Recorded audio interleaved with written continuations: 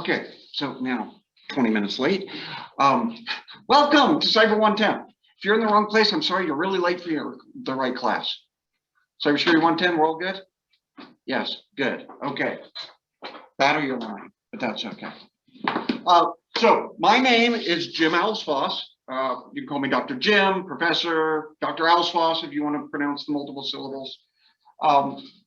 It is a two-syllable last name. I tell people think of Santa Claus, Alves-Foss. It rhymes with that. Just so people know. I'm going to be covering a lot of material this semester. We do have two students at remote locations, both at Idaho Falls and in Coeur d'Alene. The Idaho Falls students wasn't being live today. So I apologize, we're gonna have to do this dance and hookup thing, and hopefully it'll all work much faster next time. Let's see, there's about 50 of you, I think, registered for the in-person session. There's 54 seats in the room, so it will be crowded. I do apologize for that. I will go over, there's different, you're all obviously aware of the healthy handle pleasure, all wearing your masks, that's great. I ask a couple other things. It's a little easier now with you wearing masks to ask you not to eat in the room. I don't mind if you take a drink, as long as you have a lid on the drink, because anything that spills, we get in trouble. There are some microphones in the room that pick up sounds for the distance education students. I'm not sure where they've hidden them. Crinkling paper, opening wrappers, especially like food wrappers, whispering to in some of the classrooms here, whispering to your neighbor is picked up really well, and the video students hear you more than me. So just be aware of this. Let's see, what else? I personally have allergy problems, asthma. Somebody who's a heavy smoker, I will smell it on their body and it'll cause me to have an asthma attack. Somebody with strong perfume. So just be aware there may be people in the room with that things too. Keep the odors down. But still put on deodorant, still put on whatever you need. Still bathe and everything. Just understand that's there. So I apologize for that, but it's definitely an issue I have, especially the last couple of years. I've gotten to the point when my wife cleans the bathroom, I can't be in the house because of the chemical spells trigger an asthma attack. And I've had a couple in the mall just walking past somebody with perfume, and I don't know what happened, but life changed. One other personal thing just to share, it shouldn't be a problem, but so I was diagnosed with prostate cancer earlier this year. I had to take time off last semester. I did have for treatment and surgery, had to miss several weeks. They think they got it all, so it should be better, but who knows, life happens, so things may change. We'll work around it if it does. Hopefully they got it all. The cancer had just breached the prostate wall, but looks like it didn't get any further, so they got it right in time. So that said, I also travel a lot normally. We are talking COVID times now, so most of my trips are going to be canceled, or we're going to do virtual meetings, which makes things much easier. If I do travel for the other work I do, because I am, I'll give you background on this later, a director of our Cybersecurity Research Center. I've got lots of grants that I deal with, government contracts. The reason I was a little late here is I was on a video conference with a government contractor, trying to tell them I need to leave, I've got a class. It was a multi-university group, so it was arranged on everybody's schedules, not just mine. I will, if things happen because I have to travel or something, I'll let you know, we'll figure it out. I do plan to record all the lectures and try and find a way to make them available to you guys. While I do that, if I'm going to miss some classes, I may pre-record a lecture and make it available to you so we don't miss too much. There's a lot of material to cover in the class. So a little bit more about myself, just so you get a feel for where I'm coming from. I first programmed, well, I'll go way back. I went to Disney World back in the late 70s. I saw robots. in the Hall of Presidents. I said, that's cool. I wonder how you can build a robot. And I found a book that was called How to Build a Computer-Controlled Robot. And I said, that sounds interesting. So I opened up the book and I didn't understand a word. It was filled with assembly language, for those who know what assembly language is. And I said, well, maybe I need to learn more. So I went to the local Radio Shack. That store doesn't exist anymore, but they had computers. And it had recently come out, personal computers. There's a new thing, and their Model 1 computer was there. For those who know the details of specs on computers, it ran at a whopping 2 megahertz, had 16K of RAM. I was sailing. I sat down. I was looking at it. They had a little manual on how to program in BASIC. And the guy working in the store was being very friendly because here this 17-year-old kid or whatever I was, 16-year-olds. And he said, yeah, go ahead and play with it. So I wrote a little program, very, very simple program. You know, I equals 1, print I equals I plus 1, print I, go to 10. You know, just so print out and keep counting. And it was working. So I said, look, it's working. I got it to do something. And he says, it'll stop at 4,000. And I said, what do you mean? He said, oh, yeah, it was a 4K machine. And he says, it's a 4K machine. That means 4,000 bytes of memory. I said, no, I'm rewriting the memory. I'm rewriting it. And he said, no. So when it got to 10,000, I showed him. I didn't know it would stop at 16,000 because of precision. That's a different story. Most of you may not understand this. That's okay. He said, wow, you understand this. You can keep coming back and playing with it if you want. So that got me hooked. Went to college to study biochemistry. Hated all the classes with the pre-meds and pre-vets. They're mean, nasty, competitive people. Took computer science classes. But that's not a real major, so I got a double majored in math and physics, well, triple major in math, physics, and computer science.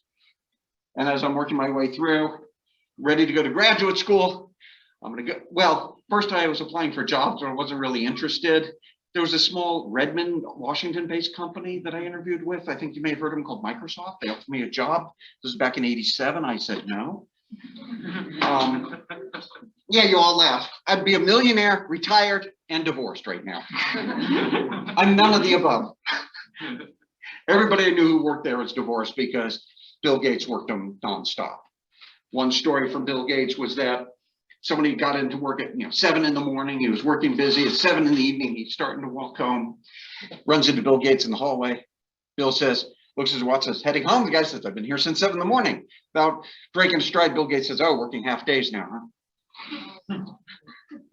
That was the attitude back then. Bill deliberately put cots in everybody's offices so that they could rest and get back to work.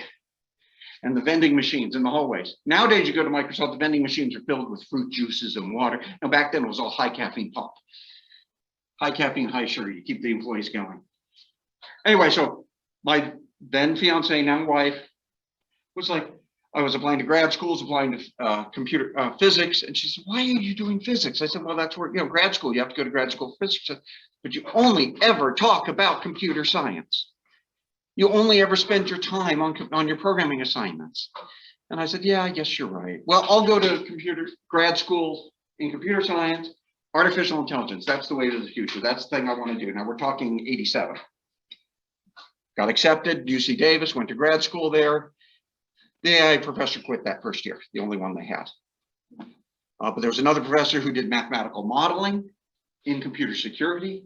And he says, hey, I hear you've got a math degree. I need someone to do mathematical modeling in this thing called computer security. I'll give you a job. So that was 88. And I never stopped doing computer security since then because it was just fascinating stuff. Came here in 91, taught our first cybersecurity class in 92. Now, eventually tell me when I get to the point where you were born. Anyway, and then we created a PhD program here. We created then our Cybersecurity Research Center in 99, got acknowledged by the Center of Academic Excellence in Cybersecurity by the National Security Agency, one of the first 7 in the nation to get that designation. We've maintained that designation continuously since 99. We got another program called Scholarship for Service. Some of you will be interested in this. We've submitted a renewal for it. We don't have it the renewal yet for any of you guys, but it pays full ride scholarship, so full tuition and fees for your last 2 years as an undergrad, or 3 years if you go bachelor's with a master's, and a $25,000 a year stipend on top of the tuition and fees, so living expenses plus. Then you got to go work for the government during the summer between your junior and senior year. And then you got to go work for the government if you got the scholarship for 2 years, you got to work for the government for 2 years afterwards. The internship is paid, the job for the government is paid, has to be a cybersecurity job. Most of our students go work NSA or other places out east, but we do have some in California, some in Washington State, Southern Idaho, Colorado, Utah. So, but we've been running that. We were one of the first 5 universities in the nation to get that grant. We've continuously maintained that for the last 20 years. I think we have more than the 50% chance of getting renewed. We have 13 students in the program right now. We usually get 6 or 7 new students a year is what we ask for funding. That's what we've asked for again. It's normally been computer science students with a focus in cybersecurity. We now on the renewal asking for that or cybersecurity students, since we now have a cybersecurity major. I should say something else. We tried to get the cybersecurity major back in the late 2008, 2009 timeframe. Enrollments in computer science were way down then. Then we had the Great Recession and the university said, nope. Then we lost several faculty and we had to revamp up our faculty. I'm actually the only computer security faculty who was in our department at that time still here. I'm not the only computer science faculty who's still there with computer security. All right, so that gives you some background. Any questions on that? I mean, it's just my history, but I wanted to give you context where we are. Okay. I know some of you are brand new students at the university. Is this sharing? Good, you're getting the whole screen. They are actually, Idaho Falls isn't. So I'll just share the whole screen here. We have an online system called BB Learn. You should have gotten an email saying the class is now open for you. This is how I will be communicating with the class. This is where you will be submitting your homework assignments. This is where you will be getting the homework assignments. There will be online quizzes that you will take. They are up there. The lectures, copies of the slides will be posted there. The videos, as I'm recording the class, the videos will be posted up there as well. So you will see a list. If you scroll way to the bottom, you can see I've got a whole bunch of things. There's a section called no term assigned for me. There may be things for you. There's required training and stuff. There may be things in here for you as a computer science major or a cybersecurity major, things from the department, general resources or announcements or other things will subscribe you to that class. It's not really a class, but it's a way of communicating, just so you know. As you can see, I've got a lot of older things here. I should really shrink those. It can go forever. The Cyber 110, it says merge. I don't know if you see it says merge. It's merged because we have a section here, a section in Coeur d'Alene, a section in Idaho Falls. And so they merged them together to one section so I can see everything. When I click on this, I see something different than you guys. So I'll go to the student version. The first things will be announcements. Nothing there yet. The calendar, it should be when assignments are due that they also show up on the calendar. My grades, you'll get a chance to see the different assignments and grades. Okay, these should have all disappeared. I'll get rid of those. This was from the last time I taught the class in spring, so you can see all the dates are wrong. This is where I'll store the lectures and videos. So a lecture video part, additional material, and the syllabus. So let's actually go to the syllabus. Let's see if I can get that a little bigger. No, it's not gonna let me do it bigger. Okay. Let's try it this way. All right. So my name, my email. I should have put in here, and I will do this. When you send me an email, in the subject line, square brackets, Cyber 110, no spaces, all caps. I get about 200 emails a day. I have, because of that, in my email system, where'd it go? Sure, it's not in that one. I sort and filter all my emails into different folders. I will have a Cyber 110 folder near the top of my list. I have about 50 folders, depending. Each of my grad students has their own folder. Cyber 110 will be near the top. My wife is top, you know. Then you guys, then the dean, you know. Get the priorities right. So emails from, if you don't send it there, I may or may not see it. Because I'm a busy person, I may not see your emails or respond right away. I do communicate via email, not text, with my students. Okay. I use your U of I official email. It is your responsibility to check that daily. Not more than once a day, you don't have to. But announcements will go out about the class and assignments or corrections to assignments. I made a mistake, I'm fixing this. That'll be in that email message. Your responsibility to check those. Okay. All right, the class. There are two books. This tinier one, the green one, is the primary textbook.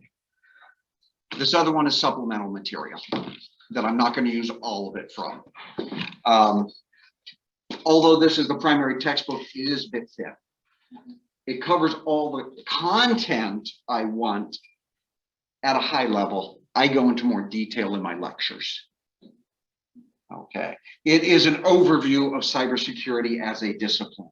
Cybersecurity covers a lot of different things. There are the very technical aspects that we deal with from the computer science point of view, networking point of view, but there's also business aspects, risk management, planning, policy.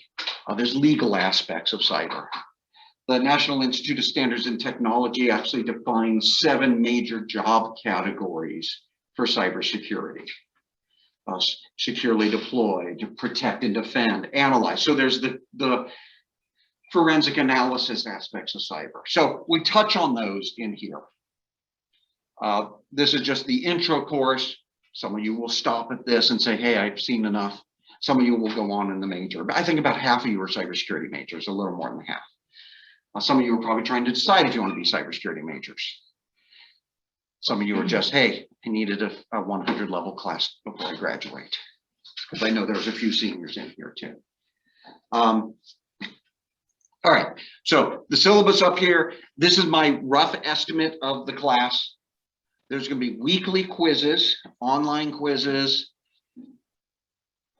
10 minutes to take them type of thing. They'll be based on the reading and the lectures for that week. Those be homeworks. The homeworks will pretty much, again, be weekly. Most of them will be tied. There's 14, believe it or not, 14 chapters in this book. The homeworks will be tied pretty closely to that, but not perfectly. There will be 3 exams.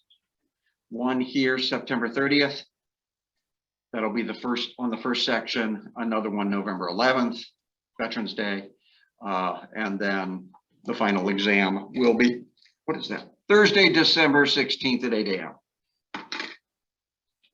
For those who are new here, the university schedules final exams based on roughly when the class meets. The first class meeting of the week, Monday, Tuesday, whenever it is, there's a schedule up there. So that's it. There are some classes that do common exams if they have like multiple sections, like calculus or something. This is not that one. All right, grading, because that's something students always want to know. I'm trying it this way. I haven't done it this way too often. Usually I do percentages, but we'll just do this by points. So 1,000 points total. Each mid-semester exam is 100 points, 200 totals. That's 20% of your grade. Quizzes, we're going to probably have about 13, 14, 12 to 14 quizzes. Let's put it that way. I'm only going to take the scores from the top 10. Sometimes you have a bad day, quiz doesn't go well, maybe you forgot to do it because they do have deadlines, or you just didn't understand that material. So I don't want to penalize you too heavily for just one bad quiz, 2 bad quizzes. So we'll do that. Final exam's 150 points. There'll be some homework / I say programming projects. We'll work on that later. They're not really programming because I don't expect you to know programming. 500 points there. 50 points for attendance participation. There'll be certain things I'm going to be doing that matter for the attendance participation. Last time I taught this class, I had a whole lot less students and we did breakout groups. Of course, that was easier too because it was all Zoom. So I just had breakout groups and everybody did their breakout groups virtually. I don't know if breakout groups are going to work in this size room. Yeah. I was saying if you drop the 0 of all of those. Yeah. And then did 100, then it would be the same. Yeah. If you drop the zeros, it'd all be the percentages. The reason I did 1,000 is every quiz is 10 points. And I built the whole thing from there.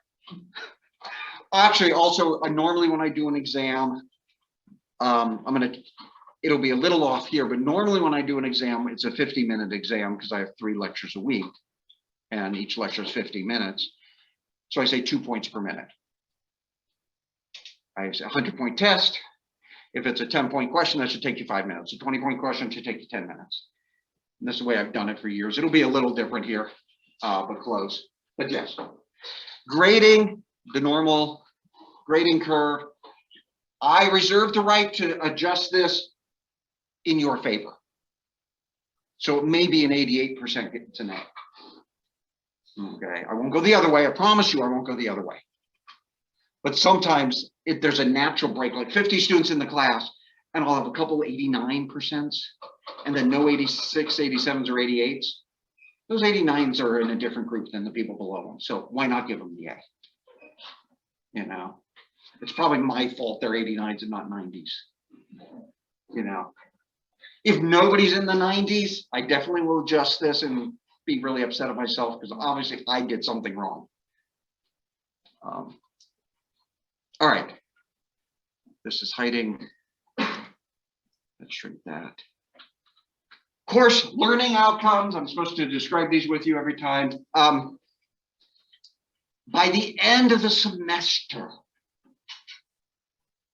you should be able to describe the fundamental concepts of cybersecurity discipline and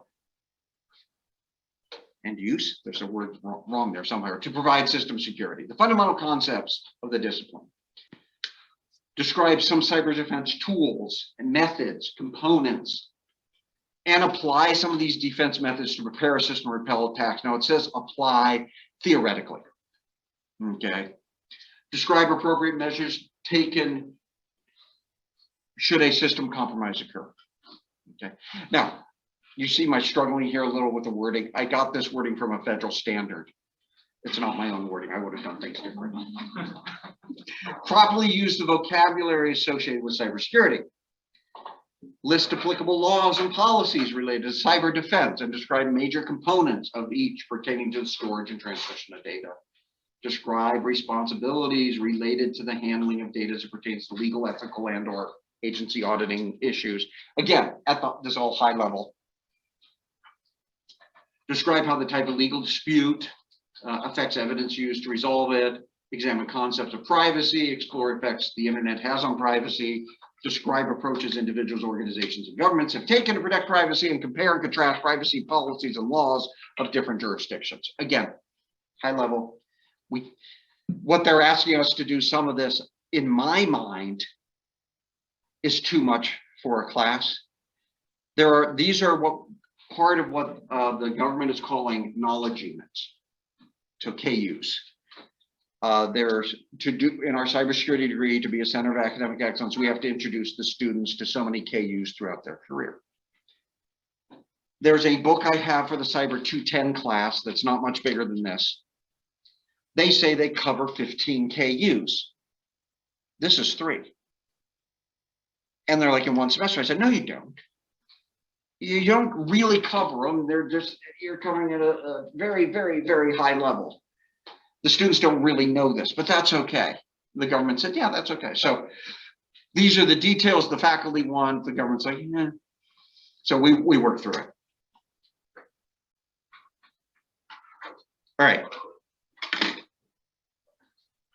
In cybersecurity, one thing I always want to think about is, what are other people thinking?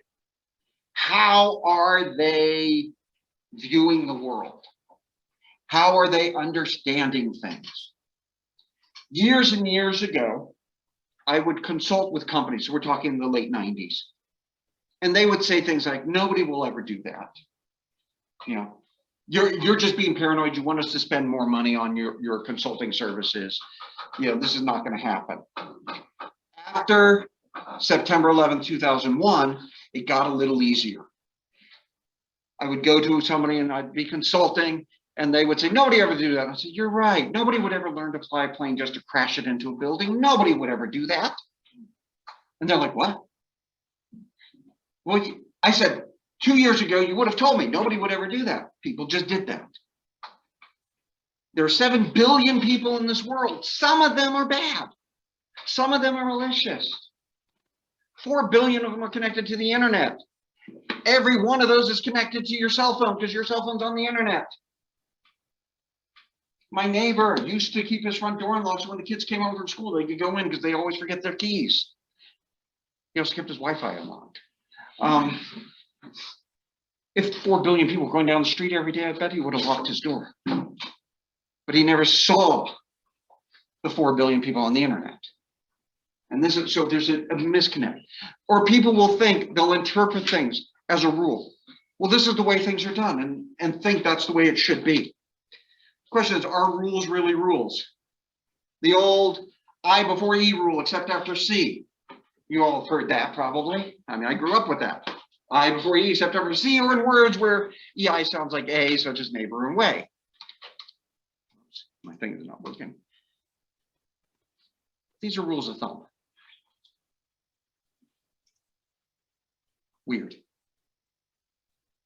Does that follow the rule? I before E doesn't sound, it's not weighed or weird. It doesn't follow the rule. It's a rule of thumb. It's a guideline, but it's not the way things actually work. One game show claims there are 923 words and with CIE in them, and only 44 words with CEI. There's not a whole lot. This is not really a rule, but people treat it as a rule. They learn, they hear it, they think it, it embeds in their system, and we move forward. Same thing happens with cyber. You know, weird counterfeit caffeine can cause seizures in feisty foreigners. 1, 2, 3, 4, 5, 6 words here that break the rule.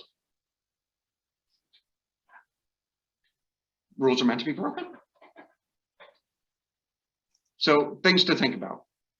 I remember when my kids were growing up in the late 90s, there's something called hooked on phonics, the belief that you can spell it like it sounds. The title of the program, Hooked on Phonics, fails that. That's not Phonix for phonics. You know, letter patterns all sound the same. Like plow through rough dough here. OUGH, what's it sound like? When you hear that sound, how do you know it's OUGH? I feel sorry for non-native English speakers. English, why is English such a mess? Because the island kept being invaded by different groups. Seriously, I mean, we had the Romans, we had the Germans, we had the French, we had the native people, you know, the native people, so the Gaelic and the Irish and the Scottish. It's a mess. Plus then England later started invading other people and absorbing words from their culture too. So just, I think you to think about this. Here's another one. What does this mean?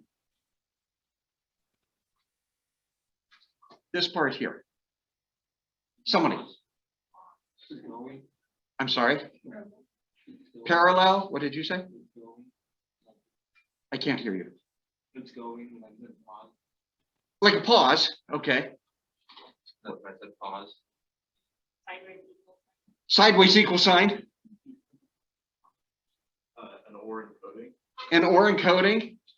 The two that people usually say are 11 and 2. Roman numeral 2, 11. Okay, why do we have more than one answer? Because we're all exposed to different things.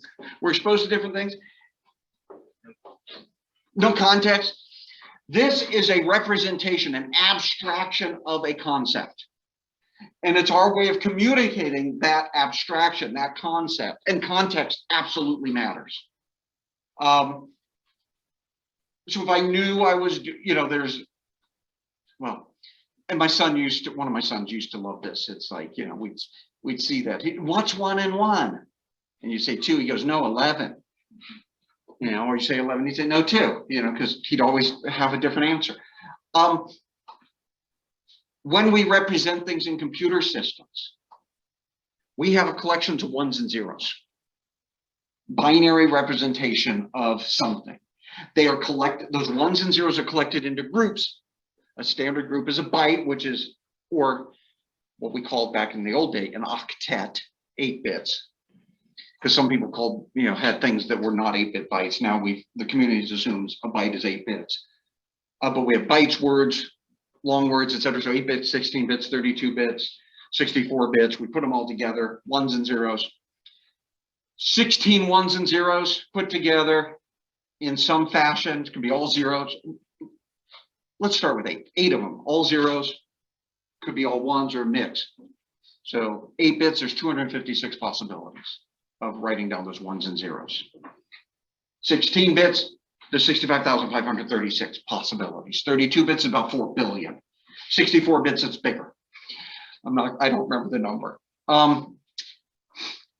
In your computer system, those 1s and 0s could represent a number, an equal sign, some character, could be the character 0, a B, could represent a color on the screen, could represent part of the music, could be some data, part of the value of my bank account, my password. It's all just 1s and 0s. The computer system, the hardware in the system, treats it in a certain way. The hardware in the system treats it in the context that you tell it to treat it. It'll treat it as a number. It'll treat it as a control flow, something that tells the program where to execute next. Could treat it as a pointer, telling it, hey, reference, this is an address, a pointer is an address. An address, use this address to tell you where else in the computer to look for the actual data. Attackers or hackers convince the computer system to treat normal user data as something else. They overwrite the bits that are an address with bits that the user, the programmer, thought was their name. Their name now overwrites an address, and they reprogram the system on the fly. The 1s and 0s, the bits, are interpreted differently because there was a contextual misunderstanding between the programmer and the way the system was implemented and how the hacker didn't follow the rules. Okay, those are the types of things you're going to think about as we get through the class. Now, the attack I just talked about, we'll go into much more detail. We'll talk about that a little in this class, but Cyber 220 secure coding goes into much more details on that type of stuff and those attacks. All right, I don't think I'm going to move on my slides here.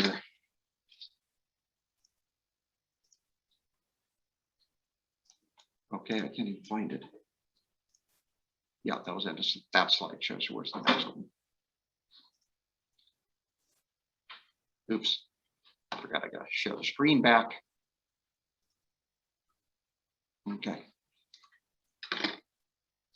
So, the class, and I put some things. Whoa, nice. We got a timer going. Okay, I want to thank Dr. Gia Song for help with these modules. She and I taught high school teachers how to teach this class as a dual credit class this summer. None of them are ready to do it yet, but we're doing that, and Gia put together some of these slides. So, all right. So what is this course about now that I'm almost done with the first lecture? It's an introduction to survey the issues and complexity of cybersecurity and privacy in the digital age. Foundational concepts, case studies of cybersecurity breaches, application cybersecurity for business, social media, general and the general populace, common threats, threat actors, responses. This is what's in the catalog. My contact information, the books, all this is in the syllabus. I'm going to skip that. Well, actually, so for this first section, what I'm going to start covering here is chapter 1 material in the book. The first set of slides are not in chapter 1, everything else is, which I probably won't get to till Thursday. Read chapter 1. Start reading chapter 2 if you have time. So the Macomber model, which I'm going to go to next, is a graphical representation of cybersecurity. Then we're going to go and talk about these other things, which are all in part of the chapter 1. So data, information exists in the world, and in computer systems, it exists in multiple different ways. So Daryl Macomber, back in the late 90s, mid 90s, I don't know when exactly he did this, came up with this model to talk about it. He started thinking about water. Water can be liquid, gaseous, solid, right?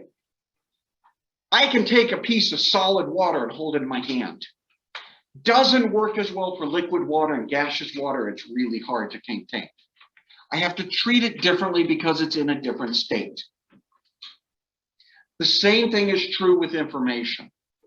The information we are maintaining or securing in a computer system can be in transmission. When I say it's in transmission,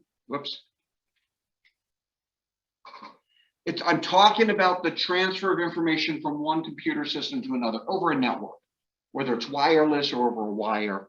I'm sending data from one system to another.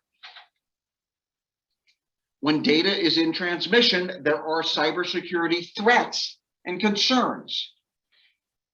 Somebody could intercept the data. Somebody could view the data. Somebody could modify the data. I may not even know where the data is really coming from.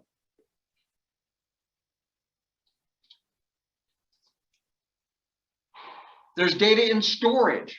So on your thumb drive, on your hard drive, on a CD or DVD drive. Why is this not? Right. For it, you want to use the information at a later time. Discs, tapes, or tapes, storage tapes. They're still actually very useful. You get low cost per megabyte of storage on a disk tape.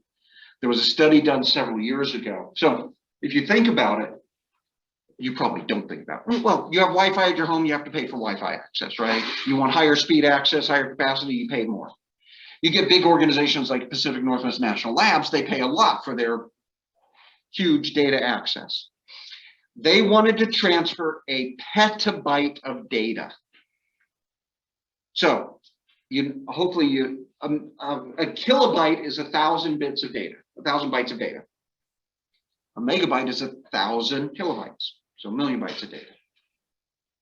A gigabyte is 1,000 megabytes. A terabyte is 1,000 gigabytes. A petabyte is 1,000 terabytes. So it's a lot of data. They did a study and they said, how long would it transfer over our network to transfer this information from Pacific Northwest National Labs to Oak Ridge National Labs in Tennessee? And how much would it cost us? Because we pay so much for our bandwidth. We'll use half of the bandwidth for this week to transfer this data, whatever we know what's it can cost us. It was cheaper and faster to write the data to a tape and FedEx the tapes over to Oak Ridge.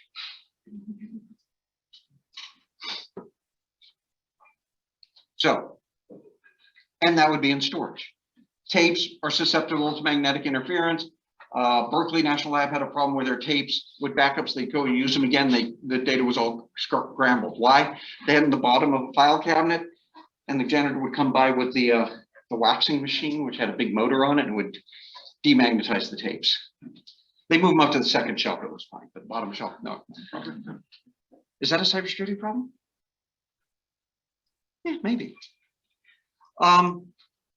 And processing information you're actually being used in your computer system, in your programs. There are things, you probably have heard about encryption. I can encrypt the data. Well, when you encrypt the data, then nobody can read it. until you give them the decryption key, but you can't process it either. You can't change it. I can't view it if it's encrypted until I decrypt it. So in storage, encryption works, in processing it doesn't. So different challenges. It must be available. So many security features break in processing. I remember old, copying video, copyright protection, like a video. I want to watch a movie. Actually, this is kind of off, but it's similar. Years ago, our local Fox affiliate fought with our local cable provider and said, hey, you don't pay us the fee, we're not going to let you rebroadcast local Fox. Well, Fox is where the Super Bowl was. I wanted to watch the Super Bowl. But I found out that, I think it was Yahoo Sports, I could log on to Yahoo Sports and watch the Super Bowl on my tablet. Great, but the whole family wanted to watch it. I said, okay, so I plugged my iPad into my TV and just displayed the TV. Went to do that and said, nope, that's not authorized. Because personal use on the tablet, TV, multiple people can see it, you can't do that. But the whole family wanted to watch this. So tablet here, laptop here with a webcam, and and then that was plugged into the TV. So we watched the Super Bowl that way. Because the data was accessible, I could do with it what I wanted. If I could see it, I could do something with it with more digital technology and bypass all their security controls. Because it was going over the physical site, I could see it, my webcam could pick it up. It worked. It was annoying when anybody walked by and tripped and knocked the camera off kilter, but yeah. That's how we do it. Okay. So data is in one of three different formats: transmission, storage, or processing. What are we worried about? So what we worry about in cybersecurity is control of the release of information, confidentiality. I want to know I want to control who can see my information. And that privacy fits in here. A lot of things that people think about as security fit in under confidentiality. Do I want him to see my information? Do you want her to see his grades? Those types of things. That's number one. Number two is integrity. I want to make sure the information represents reality. Your grade in the computer system is actually the grade I entered. I don't want somebody else going in and modifying your grade. I don't want them moving it up. You don't want them moving it down. Also, I think of integrity. Some people pull this out separately as authentication or authenticity. Somebody sends me an email. Hey, well, actually, I got a text. This is AT&T. We've accidentally overbilled you. Click this link. Did that really come from them? Is that link legitimate? And the answer is no. So mine said Jim. That's my first name. I got it right. My wife got one to Jennifer. Her first name is not Jennifer. They messed up on that one. And then we were Zooming with my son, who's now in Ohio, one of my sons. And he said, yeah, I just got one. And his right name too. Does the information reflect reality? Schweitzer Engineering, which is over in Pullman, builds protective devices for the power grid. They have protective relays. It gets a signal saying you got this much voltage, this much amperage, whatever on the line, and it decides, hey, we're overloaded, trip a circuit breaker, shut things down so the power lines don't break or whatever. They want to make sure the data coming in is correct, or they're going to be shutting off people's power when they shouldn't be. Integrity really matters to those type of systems. Self-driving cars. I want it when it sees a person going in front of me, knowing it's a person going in front of me and stopping. I don't want a flashing light from an emergency vehicle confusing it. That's an integrity issue. That just came up with Tesla. Tesla's cars have crashed and self-driving, 100% self-driving mode crashed in some emergency vehicles because flashing lights confuse their sensors. There was no vehicle authorized to be 100% self-driving. The driver's always supposed to be there and responsible, but people don't think about that. All right. And the last thing is availability. Is the information accessible when you need it? So there's a whole series of attacks we call denial of service attacks or DOS attacks. if I can compound your computer with requests, your server with requests, your website with requests, so you can't respond to me, to a legitimate customer, I've done a denial of service attack. If I cause your system to crash or shut down, I've done a denial of service attack. If I overwrite your database, if I, even identity theft, if I take access to your credit and ruin your credit score, it's a denial of service attack. So these are all availability issues we worry about. Now, that last one, there's some integrity issues there too, so these overlap. Okay, how do we solve these problems?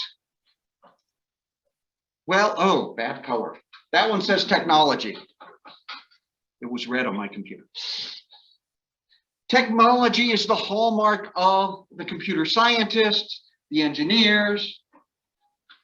It's the basis of the coming layers. I got more layers in here. Provides the how of information assurance. How am I protected? Cryptography, dual factor authentication,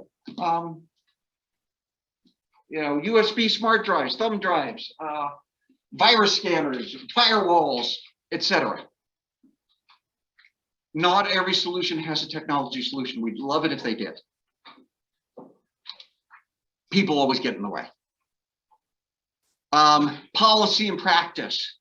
At least it says it up here at the top of the slide. Oops. The what of information assurance, what of cybersecurity, and when. So policy, what do I want to protect and when do I protect it? Some things are not worth spending the time protecting. Some things are worth minimal time protecting. Some things are worth tremendous time protecting. And businesses look at this all the time. I think about it. I have a wedding ring. My hands are too fat now for me to wear it, but I have a wedding ring. It's probably worth less than $1,000. Maybe it's definitely under $2,000. I am not going to buy a $10,000 safe to protect my wedding ring. I'm also not going to put my wedding ring in a brown paper sack on the front porch. Okay, there's a level of protection I have to deal with here. When do I protect things? What do I protect? A lot of this fits into business. Cyber 210 covers a lot of this stuff when we go into a case examples of how to do this. We'll talk about some of it here. So that fits in. And then last is education. There we go. Now we got the different color. Education, training, awareness, most prominent information assurance issue.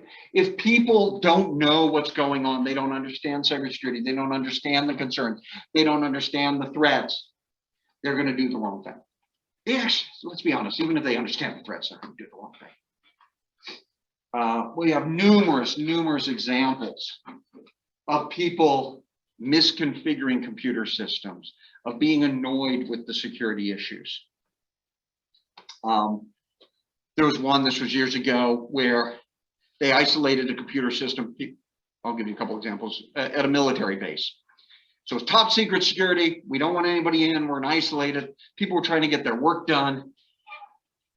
And some of these people were, hardcore, dedicated. They worked more than their 40 hours a week. So they copied the data to a completely unclassified system so they could log into that one from home and keep doing the work, completely bypassing the security of the system.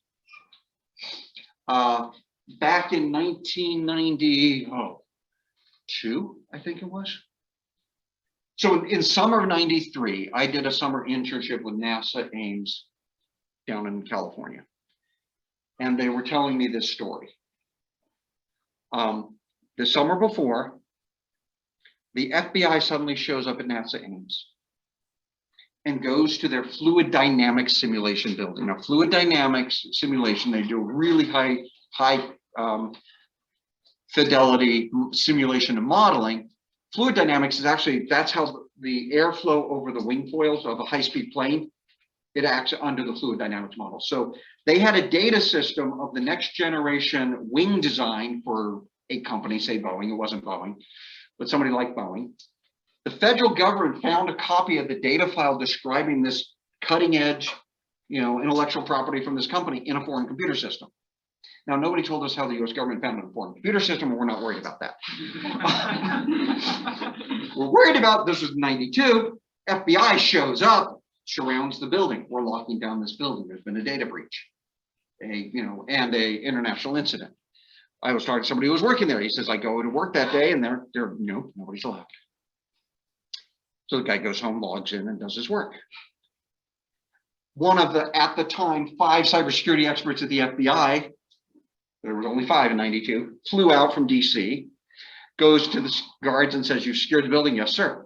You shut down the network? What's a network? So they searched the building, they searched the computers, they found no evidence of whoever did this. The reason I know all this is I built a monitoring system for them the following summer that would monitor their data coming and to and from these servers. It worked fine. The following summer it broke. The summer I worked it, they were contacting 20 different sites daily. The following summer it's 500.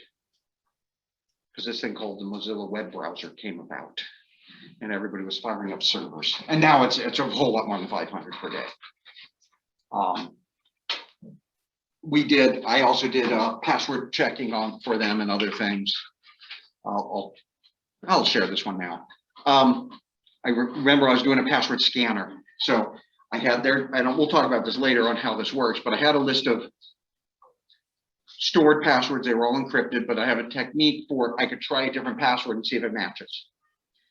I had a database of 2.5 million words that I manipulated 100 different ways and tried that again, like changing O's to zeros, putting an exclamation mark at the end of the password. That's a secure thing, or putting a 1 at the end of the password, right? Because that's what people do. Caught, 20 of the passwords within the first 5 minutes out of the, hundreds of users. Emailed this one, everybody, when I caught their passwords. This one guy comes storming into my office first, who are you? How dare you do this? I said, hey, I've been hired by your boss to do this. This is what I'm doing. He says, prove to me you found my password. Because I just sent an email saying I found your password and you got to change it and say why or how. And I said, before I do that, prove to me you're who you say you are. So he did. So I pulled up my database, showed him the password. He says, yeah, that's my password, but it's a nonsense word. How did you get it? And I said, I explained the system. He says, yeah, but it's a nonsense word. How did you get it? I said, how did you come up with it as a nonsense word? He says, well, it's an English version of a Japanese word. English spelling of a Japanese word. I said, that's not a nonsense word. It's an English spelling of a Japanese word. He said, yeah, but that's you said you have a dictionary. That's not going to be in any English dictionary. I said, who said I only had English dictionaries? I have 40 different languages in my dictionaries. Oh, by the way, I also had words in my dictionary such as Gandalf, Bilbo, Hobbit, things that were common back. Oh, and 1, 2, 3, 4, 5, 6, 7, 8. Those were in my dictionary because they were common. I had a list of common passwords that people had, common terms from literature. People make assumptions. They make the wrong assumptions. Okay, so that's kind of what we're going to talk about throughout this class is these mistakes people make and how that can affect us. Another thing I'm going to try and get through to people's heads. I've been trying to do this in the community. It doesn't work too well.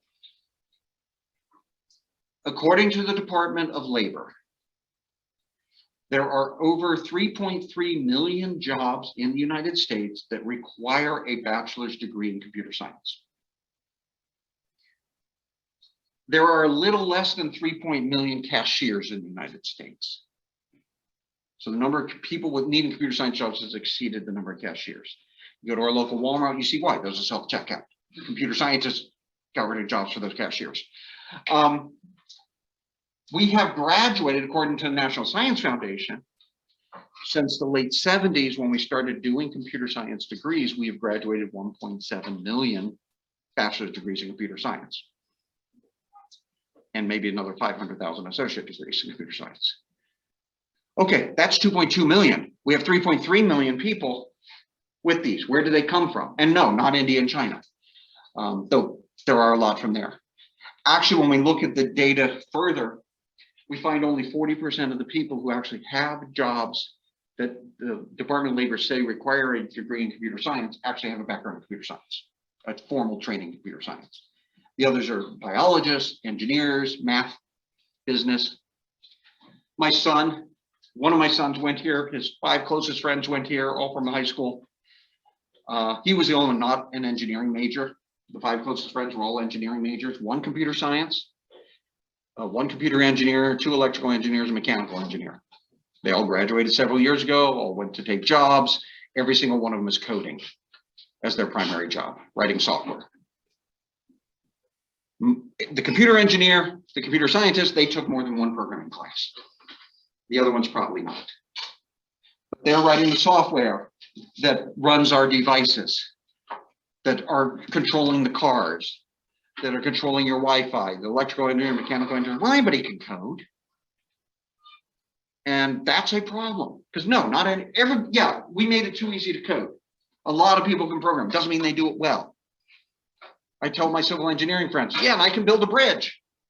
They're like, no, you don't have the training. I said, sure, I threw a 2x4 over a ditch in my backyard. That's a bridge. He said, that's not a bridge. I said, yeah, and you don't write code. Microsoft Windows, 6 million lines of code. That's code. You know, that's the interactions, the complexity. In the civil engineer will not, a material scientist will come up with a new metal, a new alloy. Hey, this is really strong. Look at this. They're going to hand a civil engineer. Civil engineer is not going to go and suddenly build a bridge out of it without a lot of testing. Somebody develops a new IoT device, a computer device, an internet-enabled toaster, you know, something, and people say, "Oh yeah, I'll use that." Do you know how it's going to interact with the rest of your house? Who cares? I care. I will never buy an internet-enabled toaster. It makes no sense to me. They sell them. I also don't have a smart refrigerator.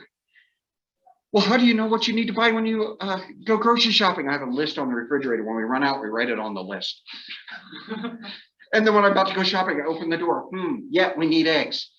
It's not hard. 2007 is when smartphones came out. We survived for the few thousand years before that. We can survive without it. But people just, you know, I have an air filter I just bought. Oh, it has a timer on it, so I can have it not run in the middle of the night in my bedroom. That's great. How do I set the timer? I have to install an app. And it's an, what? Why are you doing this to me? Who did that? Not a cybersecurity guy, not a computer scientist. It was a mechanical engineer. It was easy. Just because you can do something doesn't mean you should. So think about these things. We'll stop there. I will go on to the rest of these slides, chapter 1 stuff, details of this Thursday. Any questions?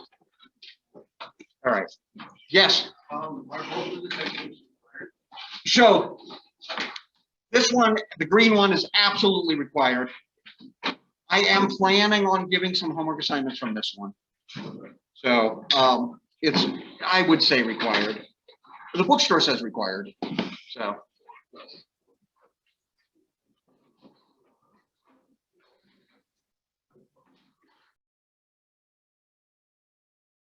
Class? All right.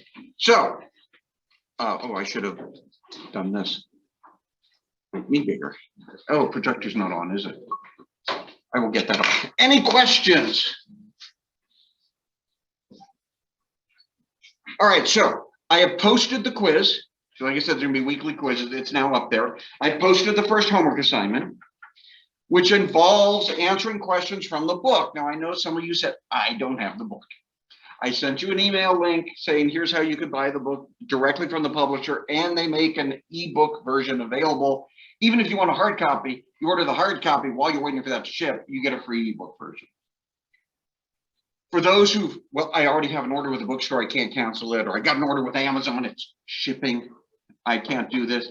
I have posted in BB Learn on the, let's see if I can find this.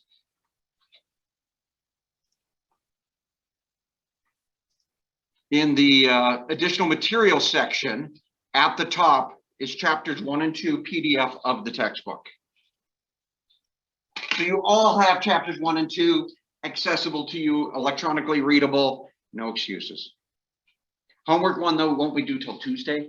At least it gives you a little time. And it's only chapter 1. I decided not to do chapter 2 from homework 1. So it gives you a little time at least. Quiz is still due Saturday night. But that'll also be just chapter 1. So we will hit chapter 2 today, unless I talk slowly, which probably, as you can tell by now, I don't. But I do tell lots and lots of stories so that, you know, that can mess things up. The other thing I want to point out, and there was an announcement about this, but in this additional materials, I'm going to have a folder for competitions. There's a pitch competition, a cybersecurity entrepreneur challenge. Boise State is running in October. There's some information about it. But normally a pitch competition is a business type competition. You give a business plan. Here's what I want to do. Here's my business plan. Give me money. We have a good entrepreneur group here in the College of Business. They teach entrepreneur classes. The professor there helps the students win competitions in these things where they get investments into their own spin-off companies. So therefore, because I'm faculty, I'm not allowed to do the spin-off company thing. But this one's kind of different. Industry is going to say, these are the problems we need to solve. Then the students say, oh, we're going to pitch a business solution for the problem you have. You don't have to come up with your own problem. Now, most of you are probably too new for this. Some of you, are more advanced students who might be interested. Anyway, they try to do this every year. So I will post any competition type things as I see them up there and let you know, because it's fun. That said, now I'm going to go to digress.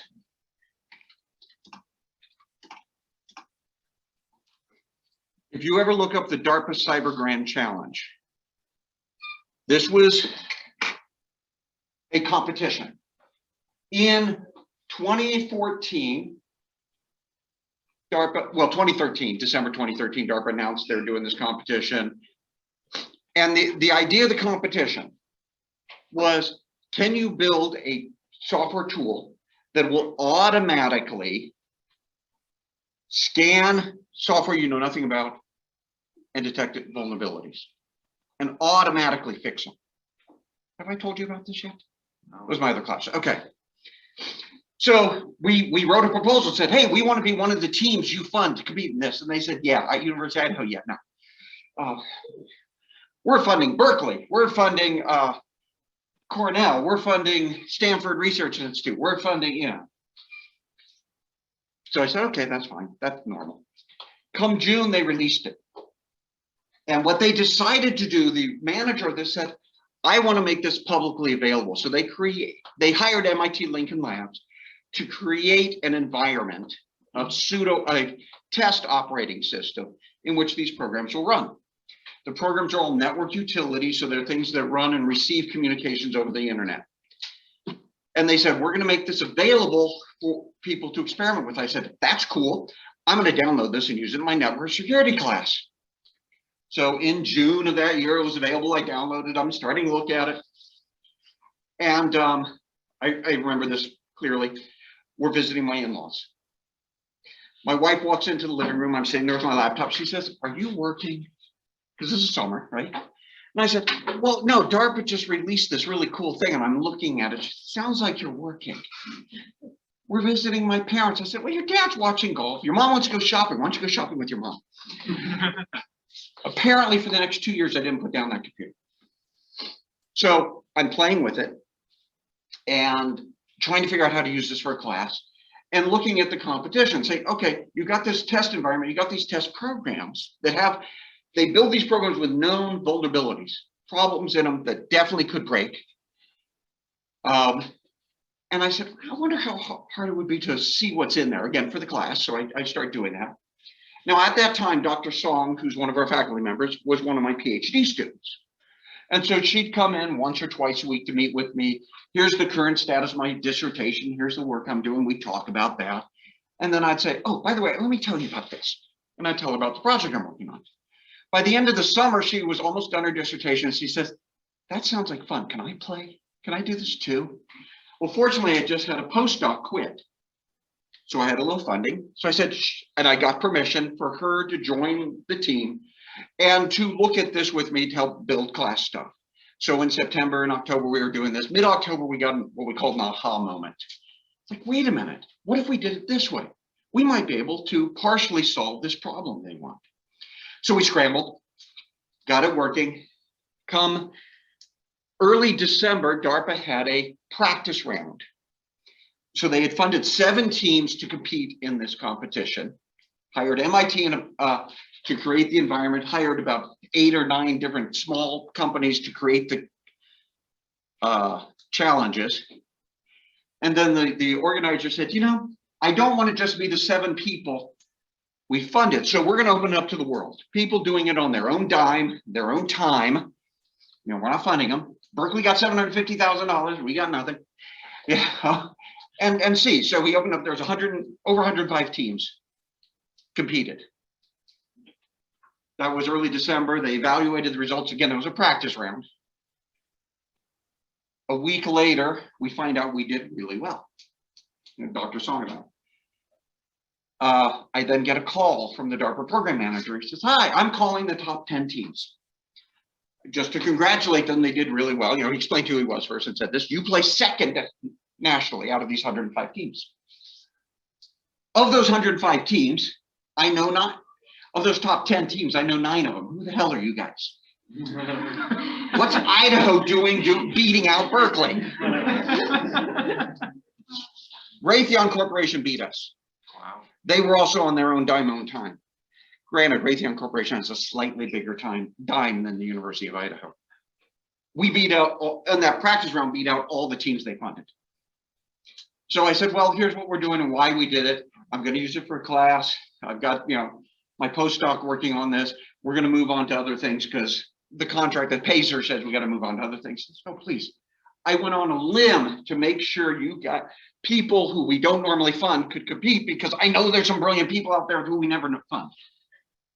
He said, you're the reason I got this. Stay in the competition because you're proving me right. So it was a state contract funding, Dr. Song. I explained everything to them. This, yeah, you can keep her doing this. So we kept playing with it. Come April, another practice round, we placed 5th because of a typo in one of the pieces of code I wrote. Come June, there was the actual competition, what they called the qualifying round. Again, we placed 2nd. This time Cornell University beat us out, which was one of the funded teams. So they said, here's the rules. We're going to take those top 7 teams in the qualifying round. We're going to give them money for the next year. So 4 of the teams they funded the first year were fired. Cal State San Bernardino, or no, University of California, Santa Barbara, which does a lot of this is what we call capture the flag competition. You know, you find programs that are running, you find vulnerabilities in it, you prove the vulnerability. The patch was kind of an add-on. The patch was what we were really good at. So anyway, 4 of the teams that they funded were kicked out. 4 new ones were added. Us, UC Santa Barbara, who was the other one? Raytheon Corporation got added. And then I think it was a spin-off group from Georgia Tech. And then still Cornell, which actually spin-off company from Cornell. No, Carnegie Mellon University, excuse me. They're the ones who beat us. A spin-off from Cornell was still funded. Berkeley was still funded. Who was the 4th one? University of Virginia? University of Virginia. Anyway, the next year, they loaned us a rack of computers. I was able to run 1,200 VMs simultaneously on this rack of computers. They gave the university $750,000 prize money. And it was prize money, no strings attached. And the university was like, cool. I was like, wait, we need to hire people if we want to win the big prize money, the $2 million prize at the end of the year. They said, but cool. So I know this is a long story, but I have fun telling this one. They said, and who was working with you, this postdoc? I said, well, Dr. Giasong. And when's your contract end? Next week. They said, no. We want her staying. So they said, let's hear, what's her salary? Well, we're going to give her a raise, move her up to a research faculty position, offer a research faculty position, find 3 years of salary for her out of this prize money, lock it away and say, hey, we're keeping you for 3 years. Well, that's just cool. She's a friend. I like this, but it means I couldn't hire other people. We did use some of the money for some other things. They did give me some personally as a prize, a small piece of it. Which was nice because that was unexpected. Then they also used part of it to say, maybe you should teach less this next year to work on this. So they hired some TAs and other things with part of the money and had me teach less. Year later, we did a full competition. That was more of attack defend. We didn't do as well. 95 rounds, hours, 12 hours of sitting watching the results while we couldn't touch our computers. It was so frustrating. And in round 94 to the 95, Berkeley passed our score. We almost beat Berkeley. But the good thing is, so at the end, we were 3% out of third place, and third place was the last group that got money. But there was only 7 teams, so we placed 6. It wasn't quite as good because we weren't as good at attacking. And the new round scored higher for attacking. The team that won did the most attacking, the least defense. A couple of our defense things broke. Again, we had a team of 2. Berkeley had a team of 20. The winning team had a team of 12. We did pretty well. Competitions are fun. And of course, we came from the how do you build secure computer systems, not how do you find vulnerabilities in existing ones and hack them. So we had a lot of fun. That's what that was. There's a lot of details in here, you know, on this. This is the old stuff on what they did, but let's see. Actually, I could probably do this.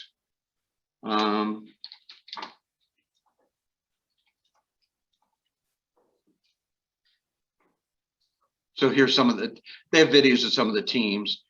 This one shows us. They actually came out and, you know, took pictures.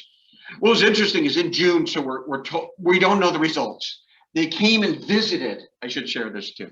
They came and visited the top 12 schools. Only 7 were getting funded, or top 12 teams.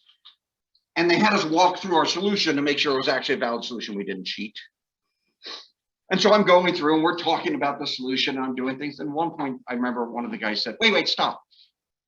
How many different programming languages did you use? And he said, I've counted 9. And for those who do programming language, that's not normal, but it's like, yeah, we used the languages that were important. So yes, we did Python, we did C, we did C++, we did Perl, we did assembly language, we did a little Prolog, we did some which I don't consider languages they did with, was we had Hawkins said scripts and stuff like that. We used the tools that were necessary. So they said, okay, that's cool. There's no way you cheated with this. And I said, so did we do well? Because I knew if we got the money, I had talked to the university already privately, and they said they were going to keep Dr. Song on. And so I explained her situation and everything. And I said, they're going to fire her. We run out of money for her really soon. How will we do? He said, I can't tell you the results. So I'm driving home that day, like, okay, she's going to be fired next week. You know, nothing I can do. She better start job hunting.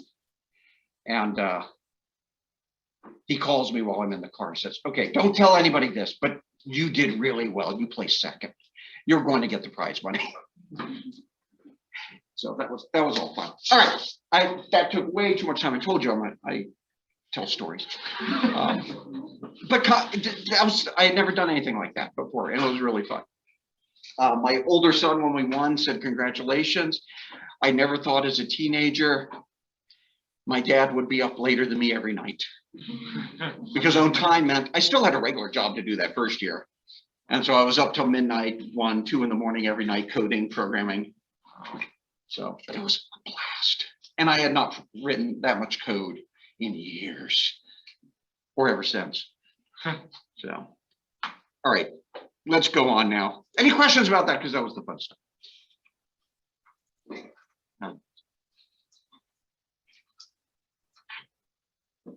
There it is. Oops. I got to share this, otherwise the video people won't see it.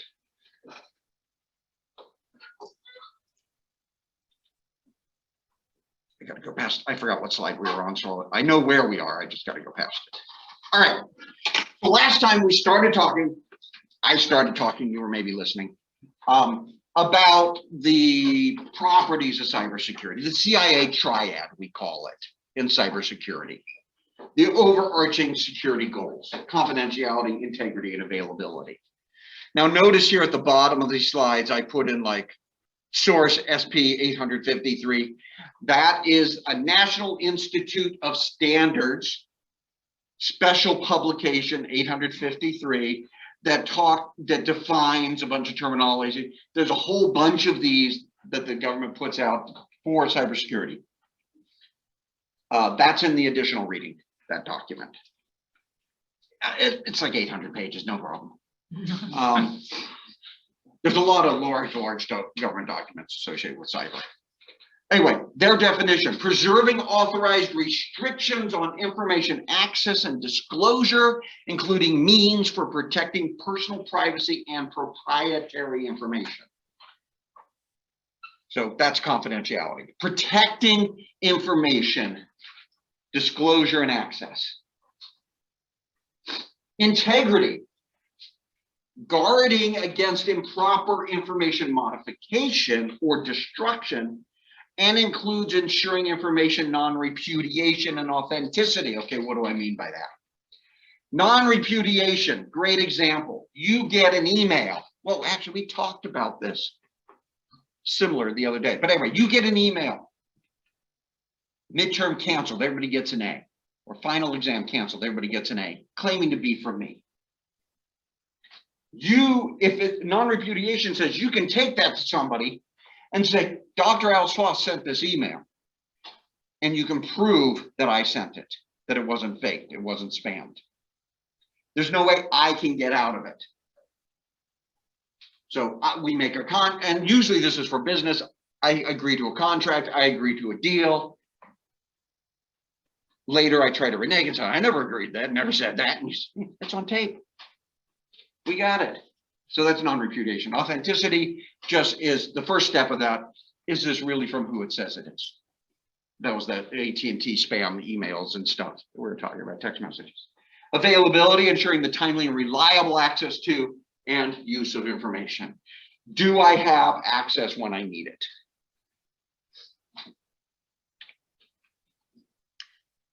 There was the number 2 that defined these things, and the CIA triad. There's a group that expanded that CIA triad, that confidentiality, integrity, availability, to include 3 other things. And so this is called the Pakirian hexad for 6. They talk about also possession or control, the physical disposition of media on which the information is stored. You know, for example, lost backup tapes, right? So you back up all your data, you lost it. That could be a breach of confidentiality because you don't have control over them anymore. Backup tapes are supposed to help protect you for availability. You can get the information back. Again, you don't have them anymore. So maybe you lose availability, but do you really lose confidentiality? Well, all the data is encrypted and nobody can read it. No, not really. So who has possession or control of the resource actually affects the CIA triad, you know? And so we talk about that. I was meeting with an industry representative Tuesday night, and we were talking about this exact problem where he was saying, we're worried about, you know, security of our device. I'm not worried if somebody is physically at the device and can open up the case and change things. If they have control of the device, they have control of the device, and we don't want you to solve that problem. We want you to solve the problem if they're remotely accessing the device. You know, we don't expect miracles. All right. Authenticity. So here they pulled it out of integrity. Is the information attributed to the proper owner, the proper creator? And again, related to non-repudiation. You know, did this email really come from Dr. Alves-Foss? Did it really come from the Dean of Students? Did it really come from your mother? Have you ever gotten a cell phone call or a text message from a phone number that is somebody you know, but it wasn't really them? I even got a call from myself. Wait a minute, that's my number. The telephone industry allows call centers and collection agencies and that's to spoof numbers. So it's like, oh, my call center is hired by Hewlett-Packard to make phone calls. And so we'll give them a bunch of Hewlett-Packard numbers. They can reprogram their phones or whatever to be these Hewlett-Packard numbers. Well, scammers have learned how to take advantage of that. So they can fake any number in the world. There's a virtual kidnapping scam out there. I don't know if you've heard about this one. They call you, it looks like my child's phone number. They say, we've got your child. You hear screaming in the background. That's your child screaming, pay us or else. Right? Well, it's their phone number. So I know one woman did this. She sees that. She grabs another phone in the house and calls her daughter's number.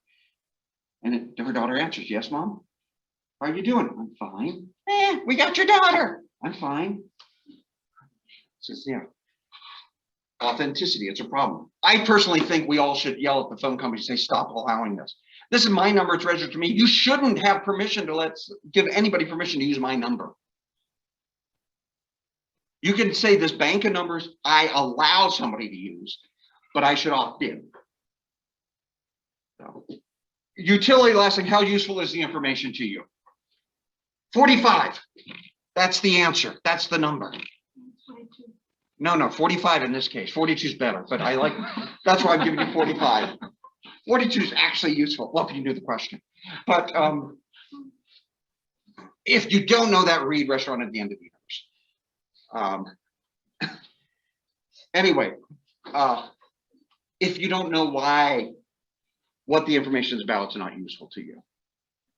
I don't know everything. So utility comes into part of this.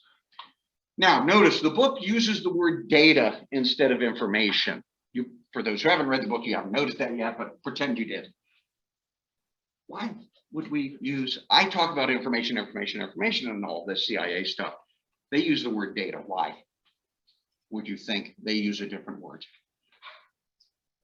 I would guess it has something to do with encryption, that encryption can encapsulate information, but not necessarily understandable. So the information is encoded, it would just be data at that point, kind of useless. I don't know. That's a good try. You know, the thought that information encrypted is data, but not really information because it's hidden. What's your thought? I think it's just like context. So if you don't know what all those numbers even represent, there's no meaning behind it. Okay, so back to the utility. If you don't know what the numbers mean, there's no meaning behind it. That's a good try. So like when you make a phone call or whatever, like you're saying earlier, you get information from people that not necessarily data to someone talking, like, so you have my daughter or whatever, that's the information, where in the book it talks about, I'm assuming data directly from my computer or on the phone or whatever. Okay, that last part is what I was shooting for. So data represents digital representation of information. I am giving you information right now. Yes, on video it's digitized, but orally as I'm speaking, it's not. The stuff you're writing on your notebooks is information, but it's not digitized.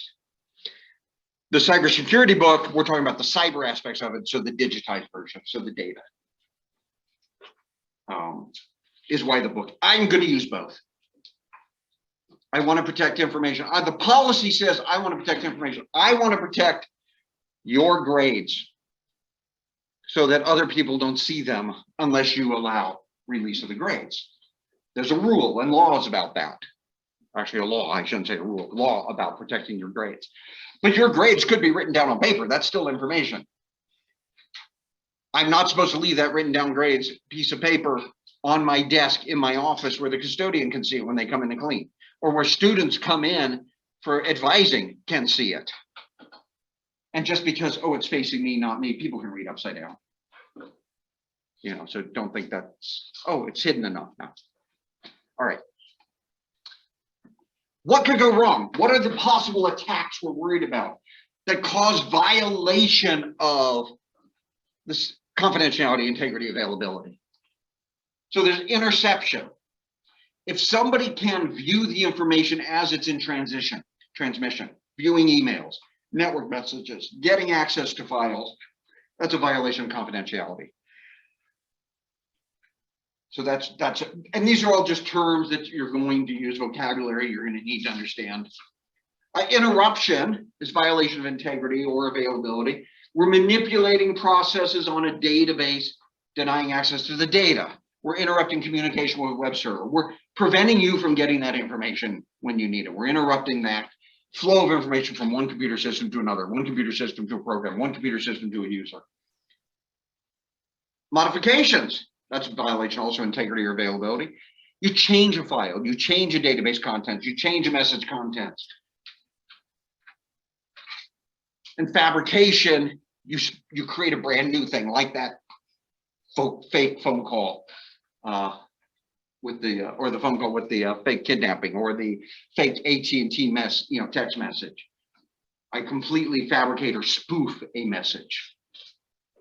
Okay, so these are 4 common classes of attacks that we'll see. I see so many people writing frantically. I love it, but I'm going to keep going. Okay, when we talk about attacks, we also talk about threats and vulnerabilities. These are different beasts. A threat is thinking about what harm could occur, what could go wrong. You know, somebody gets my bank account number, my password. They can take money out of my bank account. The threat is somebody gains access and credentials to my bank account and takes money out. Happened to my sister-in-law, my brother-in-law. They lost $20,000 out of their bank account. You know, threats. Somebody could see student grades, and that information can be released. That's a threat. Intellectual property. You know, the company has the design of the next, super mousetrap, and somebody steals that design. That's a threat. Their design has been released. Okay, so what could go wrong? What that would adversely affect an individual or an organization, adversely affect my assets, a threat. Somebody could modify the database. They could change scores. They could change grades. They could change employment history. They can change the FBI database and show that I'm an international criminal. That's a threat. Accessing even the nation state could be done. And it's a threat, something affecting an information system, so a computer system, via unauthorized access or destruction or disclosure or modification and or denial of service. Those are the things that could go wrong. The vulnerabilities or weaknesses in the system that allow those threats to be manifested. A vulnerability is, I don't have a lock on my office door and the student grades are sitting out there on the desk. The threat that somebody could see those grades is real. I write my password down on a sticky note and put it on my computer. The threat is somebody could read that password. It's real. I know somebody who was doing a site visit and the company policy was don't write your password down on a sticky note and leave it on your desk. So he goes in and he sees somebody typing and the guy's typing. And this is a true story. And looking at the ceiling and back down and typing and looking at the ceiling. So he goes with the guy's supervisor, looks at the ceiling and says, "What are you doing? Is that your password on a sticky note stuck to the ceiling?" And the guy goes, "Yeah." And he goes, "Why did you do that?" He said, "Well, we're told not to leave them on our desks." And his boss turned red. I don't know what happened to this guy afterwards. That's a weakness in the system. It's visible, it's available. So vulnerabilities are things that, enable the threats to be manifested. A risk is a measure to which the extent we are threatened. Okay, of a threat. A meteor comes down and strikes this building and kills us all. Vulnerability, the building's not strong enough to stop the meteor from hitting us. The risk, pretty low. I'm not really going to worry about that meteor hitting. We're not going to spend time and resources to patch that vulnerability that the roof of the building's not strong enough to stop a meteor strike. Not going to stop a nuclear bomb either. Again, risk is low. Impact, how bad could, what's the effect if they manifest the threat? Yeah, we die if that meteor hits. That's an impact. But again, the risk is really low. So we're probably not going to do anything about it. The risk that somebody reads the password if it's stuck on a sticky note on a computer in a publicly available space, really high. The impact, they now can act and have the authority of that user. Is that a big impact? So another story. I was in a meeting with one of our former lieutenant governors. We're talking about security. He goes, yeah, I don't really like security, you know, and I'm told I have to have these good passwords, but my password is, and he told me his password. And I'm like, okay. And that's a password I would have guessed for this guy. Probably my top 10 list of passwords I would have guessed for him. So we also met with the part of the state legislature the next day. So I shared this story with them. Well, the lieutenant governor was not happy with me, according to one of his people who called me later. I shared the story. I did not tell them the password. And somebody said, so the lieutenant governor has no power. So it doesn't matter. It's like somebody could log in and pretend to be the lieutenant governor. What's the impact? The risk is high because he picked a really bad password and shared it publicly. The impact they said was low because the lieutenant governor can't do anything. Well, you get an email message from the lieutenant governor's desk that's embarrassing.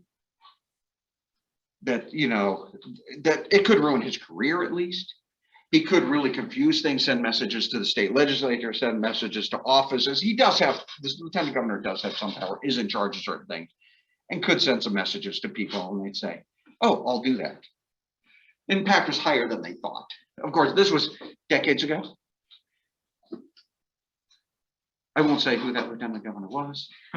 No longer lieutenant governor. Of course, our lieutenant governor is female, so you probably guessed that when I kept saying he.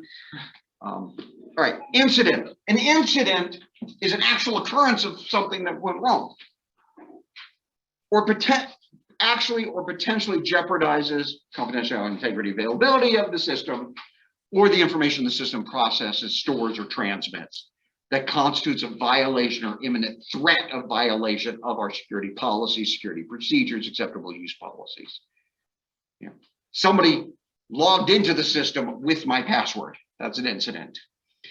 The backup tape was stolen off the truck. That's an incident. Okay.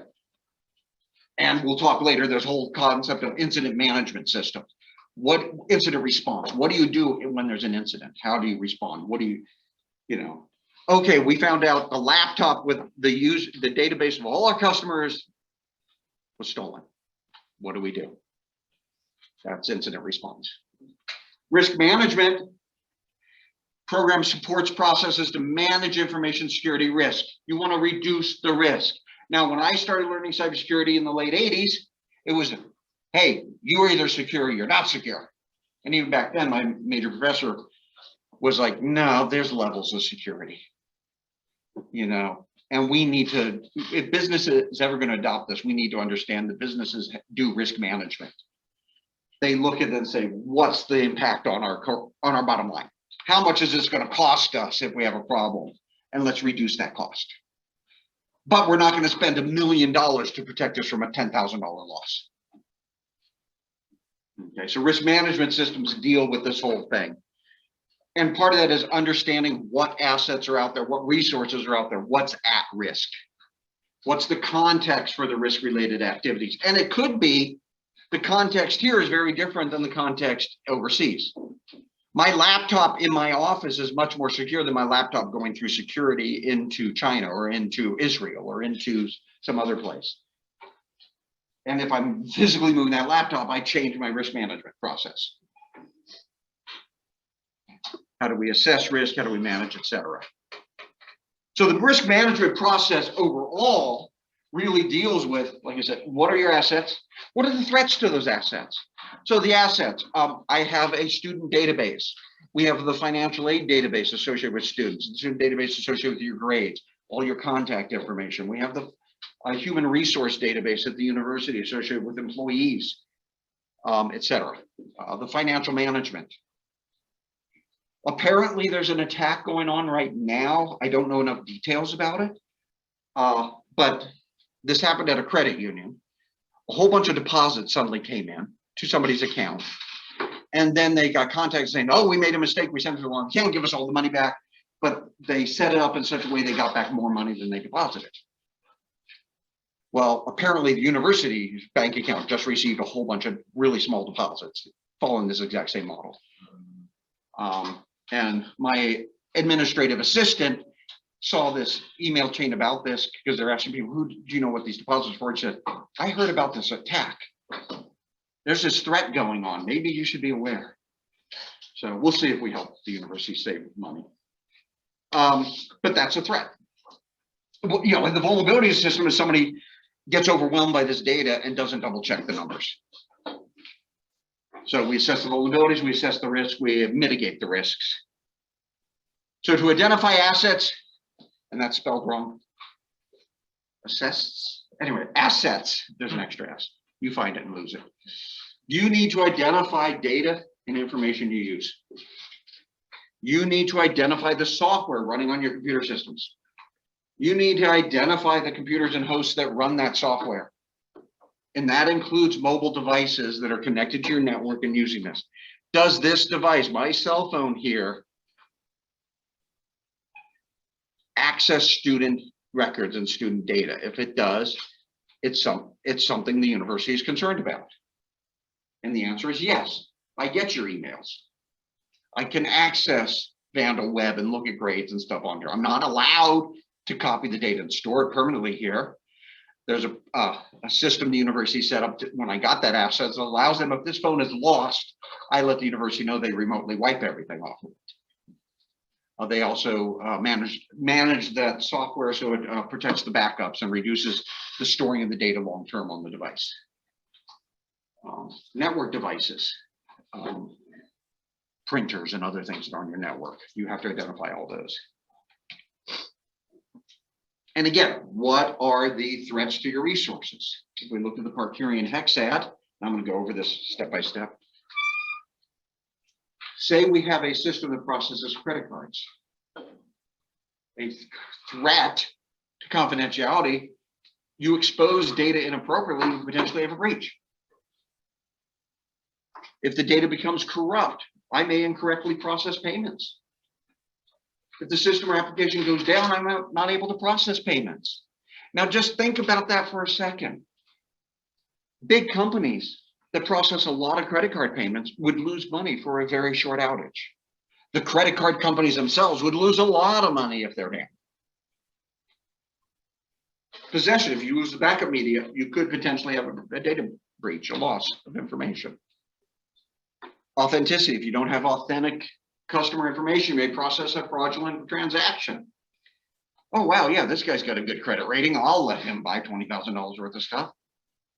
Utility, if you collect invalid or incorrect data, the data will have limited utility. So let's take it further. Confidentiality, your sensitive data is encrypted. So we're now looking at the vulnerabilities to the threat. So confidentiality, again, I'm repeating the threat. If you expose data inappropriately, you potentially have a breach. Your sensitive data is encrypted in motion and at rest. So in motion means in transit, where you're sending it, and in storage. You regularly test your system using an external penetration test team, a team that tests your system for vulnerabilities. Hey, I'm not at risk to that threat. Good, no vulnerability, I can move on. Integrity, if data becomes corrupt, you may incorrectly process payments. Well, I carefully validate payment data as part of my processing workflow. Invalid results are rejected. I'm not at risk. Yay, move on. Availability, if the system application goes down, you won't be able to process payments. Well, I don't have system redundancy for the database backend. If it goes down, I can't process payments. Oops, I found a risk. Now I bring up this one. My father worked for a short period of time for American Express. And he was explaining their Georgia processing center. They wanted to make sure this processing center was available readily. So that, you know, they had data backups and all that. They were concerned about natural disasters, flood, fire, something that would drop the power. So the building was on a hill outside the floodplains.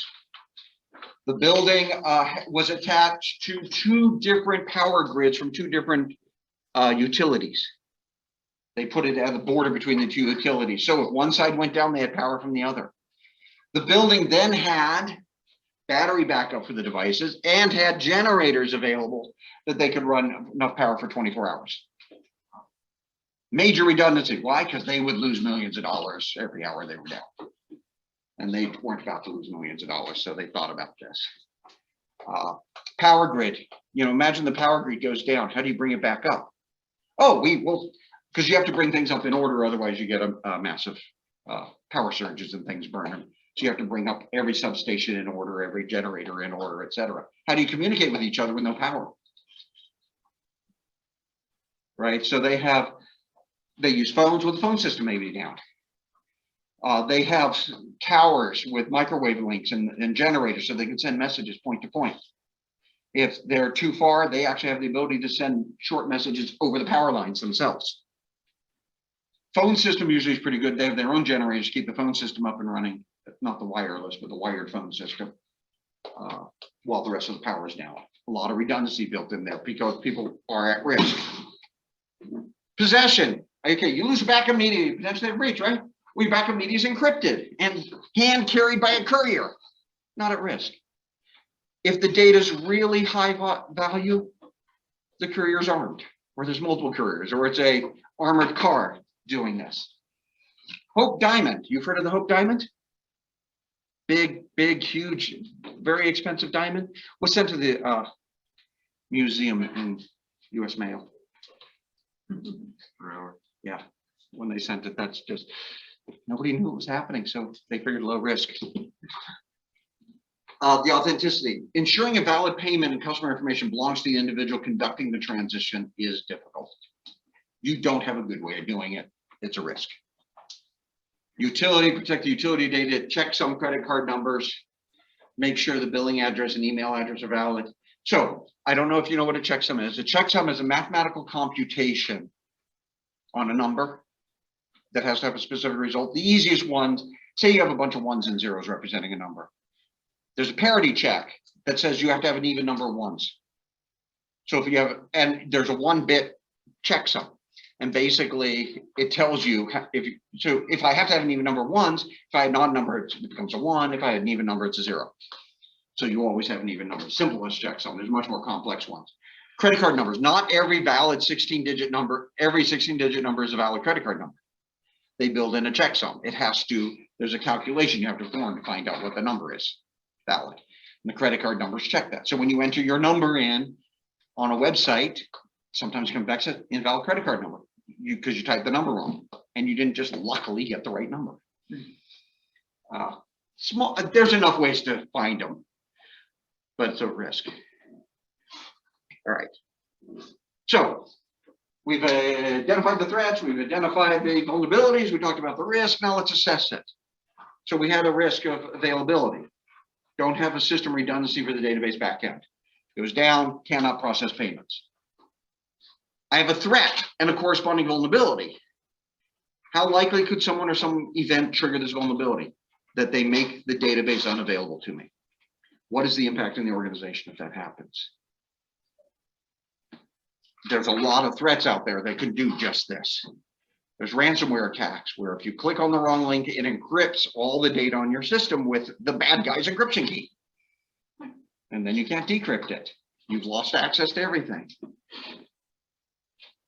You heard about the, what is it? The Patriot pipeline this summer?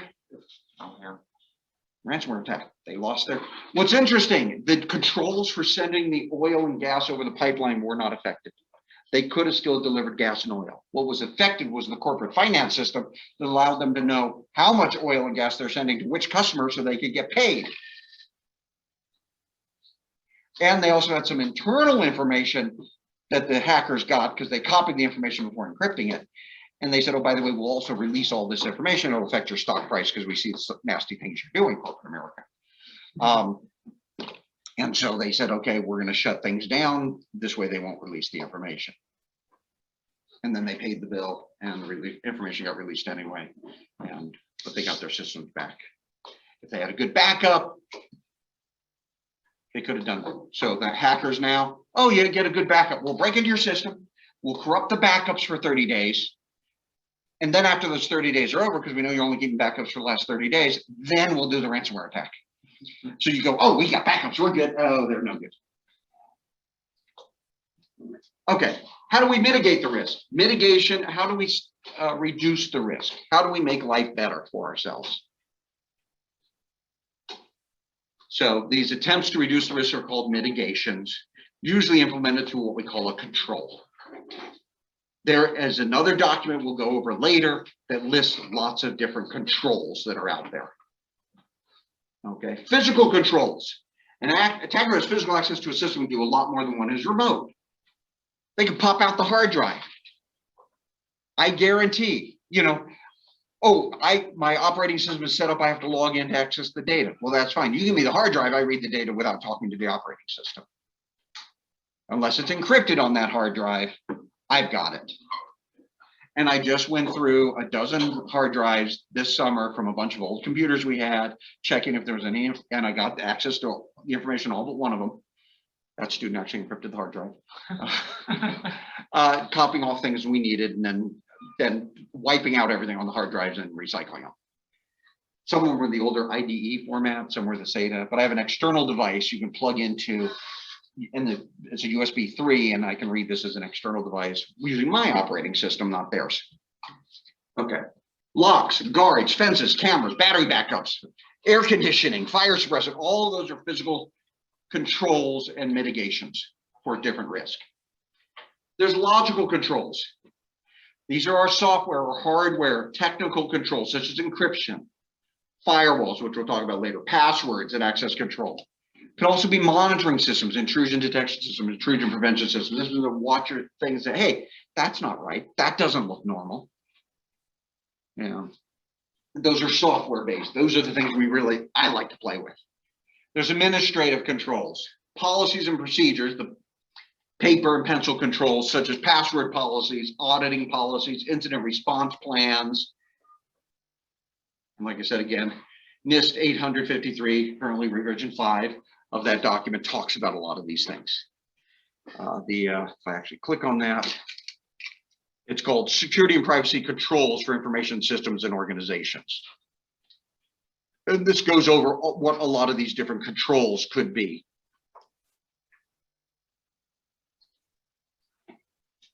I lost my, okay. I'll stop share, restart share, because I lost where I was. Oh, I lost the slideshow. Where'd it go?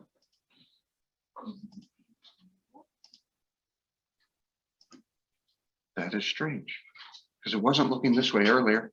Well, I'm going to keep using this one because I don't want to think.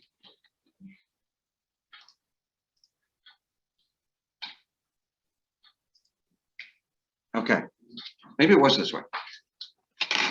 So incident response, something went wrong. They got in. It happens. Okay, more often than we like to admit, more often than we know, they got in. So incident response plan deals with preparation, detection and analysis, containment, eradication, recovery, and post-incident activity. I'll go over these one at a time. Preparation, these are all the activities you happen before there's an incident. By the way, any reasonable sized organization, actually any organization, should have an incident response plan and prepare for it before it happens. Think about grade school and the fire drills you did, and probably active shooter drills and all these other things. You didn't have to do duck and cover for nuclear weapons, right? Neither did I, but my parents did. Actually, I don't know if my parents did. Anyway, it happened right before I started grade school. They stopped doing it. These are planning. This is preparing ahead. You practice. You figure out what are the policies, what are the procedures, who's responsible for what. And you train people on this. You do what they call desktop exercises. Their desktop exercises hit, okay, here's an incident. Who responds? Okay, Charlie, you're in charge of the initial response. What do you do? Then you hand it off to Betty. Betty, what do you do? Who else is doing what? And you work through those policies and procedures, and the desktop they walk through in that training. The state holds these types of exercises yearly and tries to train up different state agencies. What do we do? How do we go through these? And then you audit the system.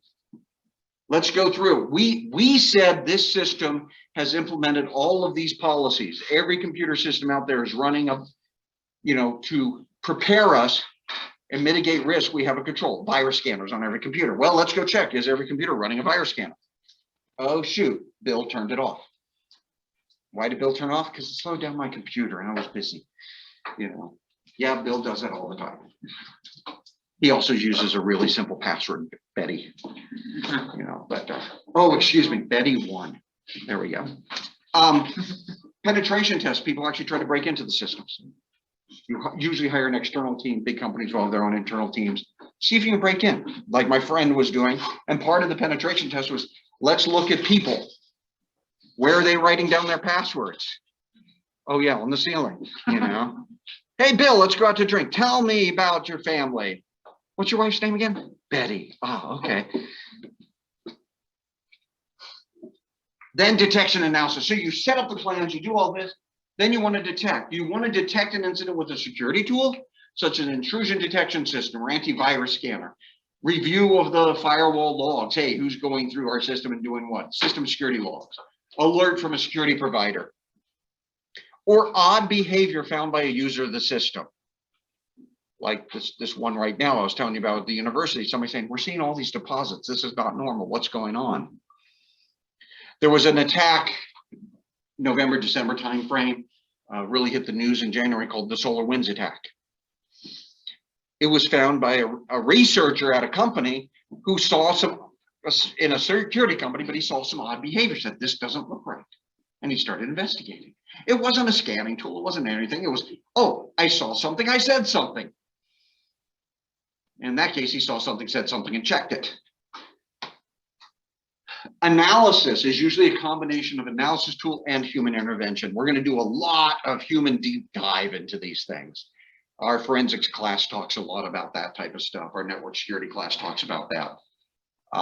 May involve review of system logs that keep track of what's going on in your system or system behavior. Because was it a real incident?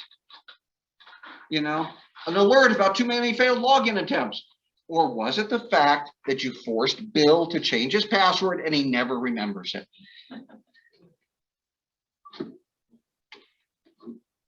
Then you want to do containment or eradication. Containment involves making sure the situation doesn't get any worse. They're in our system. What do we do? May involve locking compromised accounts, disconnecting the server, elevating security tools, security levels. You know, harsher firewall rules. Let's partially shut down the system. Let's make it harder for people to do things right now while we figure out what's going on. Eradication, you remove the threat. Let's get them out of our system. Oh, they created a bogus system administrator account so they can log in and change things. Let's get rid of that account. They installed this new login tool that allows them to remotely log in. Let's get rid of that tool. Malware, viruses, other things, just get rid of them all. Often by restoring things from backups. And then scan the rest of the system. Okay, we found it on this one computer system. Did it get across our network?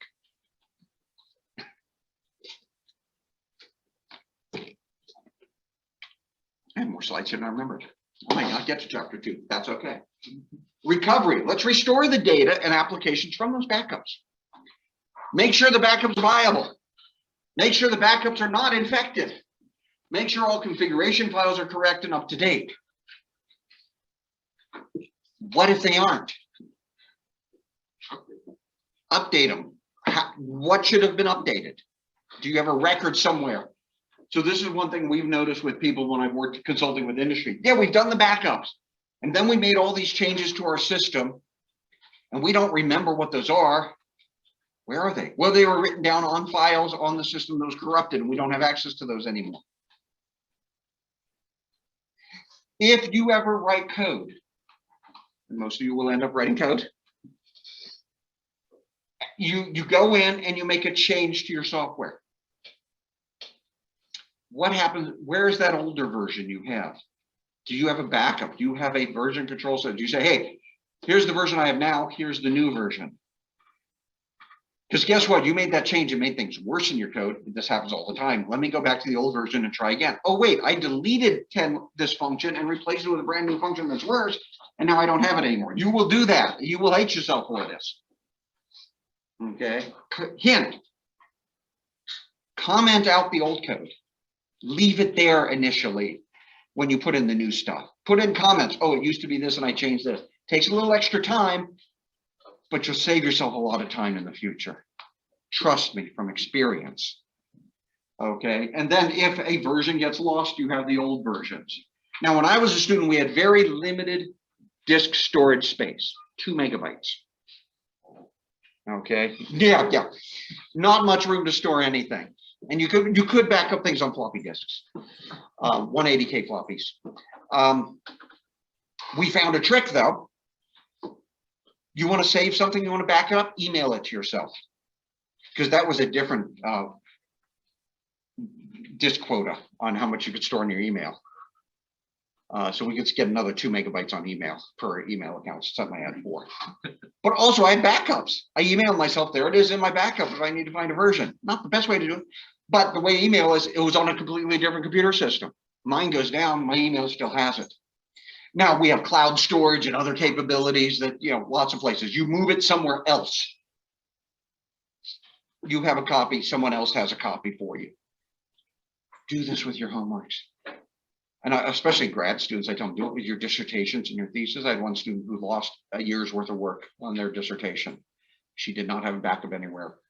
Her hard drive got infected because she let a friend use it who got a virus on it. And she lost a year's worth of work, which I had also paid for, so I was pissed. But she was really upset. She never actually ended up graduating. She ended up leaving the university the next semester because she was just so devastated. Backup things. Post-incident activity, determine what happened, why it happened, how to prevent it in the future. Not to point fingers, not to blame. It was Bill's fault. Hired this guy. We want to make things work better. I hope no one's named Bill in this class. I apologize if they are.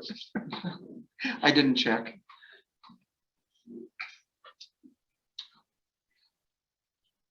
I use the name Bill because I've used it for decades. When my wife and I first got married, her aunt kept sending us, Christmas cards and other things to my wife's name and Bill. We would joke she's having an affair with Bill. Maybe he's her secret second husband, whatever. So Bill's always the scapegoat in our family. I still don't know why. She had no cousins named Bill. So we have no idea why the aunt kept calling me Bill. She never dated anybody named Bill. Anyway, so Bill's the bad guy. All right. I'm not going to do this. This was a breakout discussion. This is a lot of details. The slides are available online. HIPAA. Not hippo, HIPAA, Health Insurance and Patient Portability Act. Health Information Patient Portability Act, excuse me. It's the health law about privacy. Okay. In 2012, the Massachusetts Eye and Ear Infirmary and Massachusetts Eye and Ear Associates Incorporated, collectively referred to as MEI here, agreed to pay the U.S. Department of Health and Human Services a $1.5 million fine. Why? Short story, they had patient records on a laptop and the laptop was stolen. They did not do due diligence to protect those records. They did not encrypt them on the hard drive.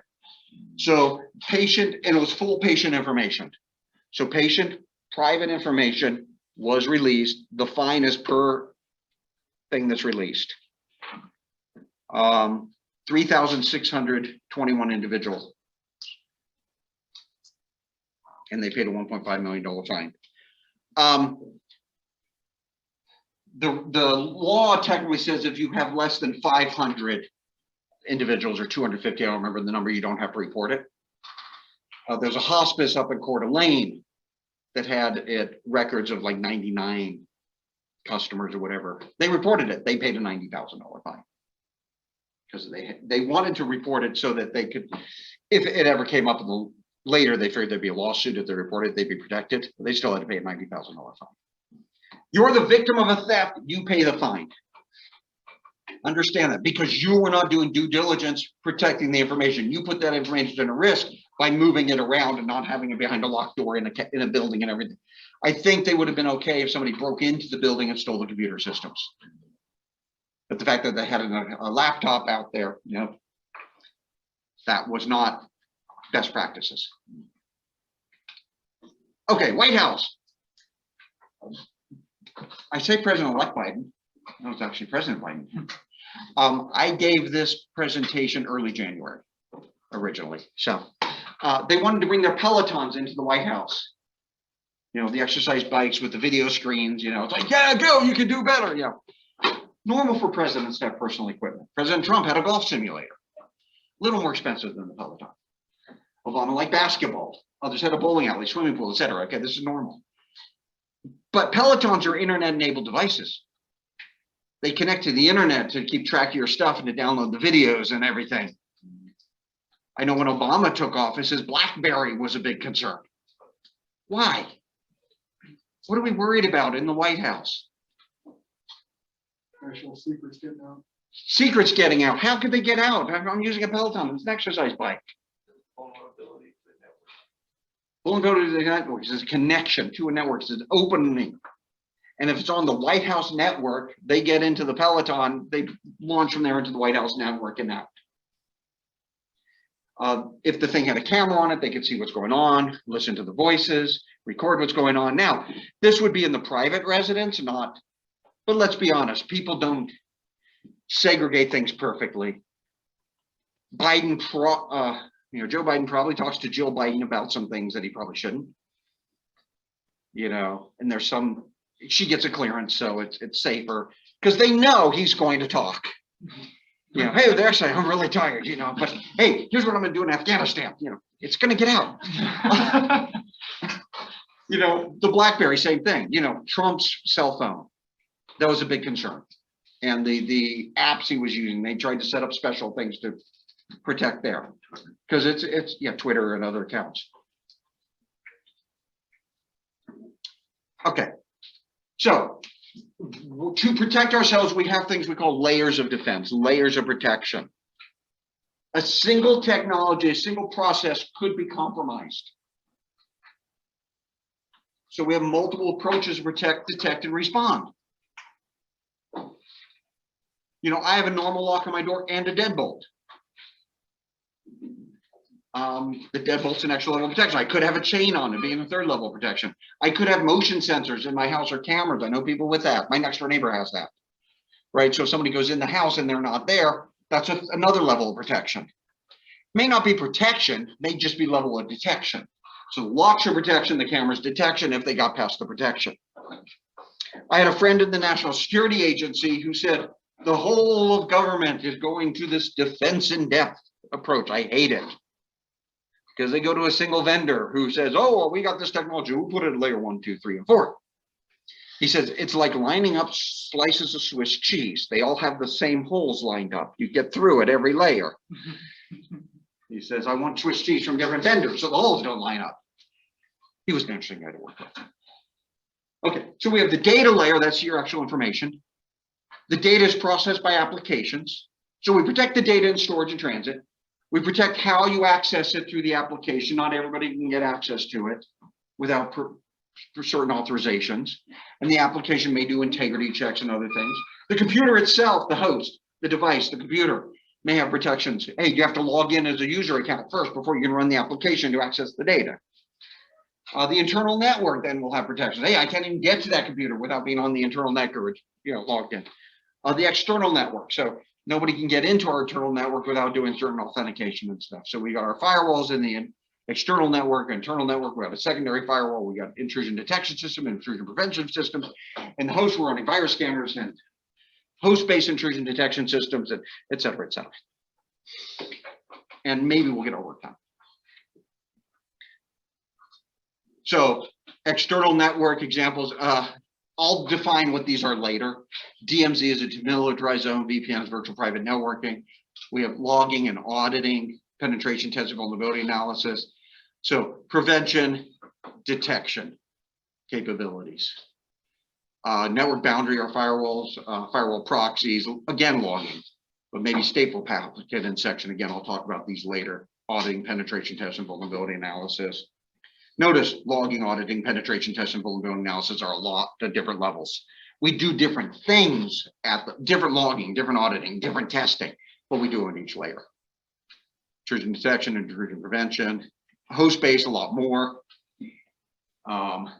Antiviruses and passwords and other things. The application, single sign-on. content filtering, data validation, auditing, et cetera, and data encryption, backups. So a lot of things are out there. So there's the controls information. So looking at the time, I didn't touch chapter 2. I should have just kept talking on Tuesday. Or not talking about as many other things. So, by the way, this is, just so you know, this is what is it? Creative Commons licensing. So Dr. Song and I made these slides available for people to do this. Let me just go real quick for just a wee piece of this. Chapter 2 just talks about identity and identification authentication. The previous chapter had 60 slides. This has 18.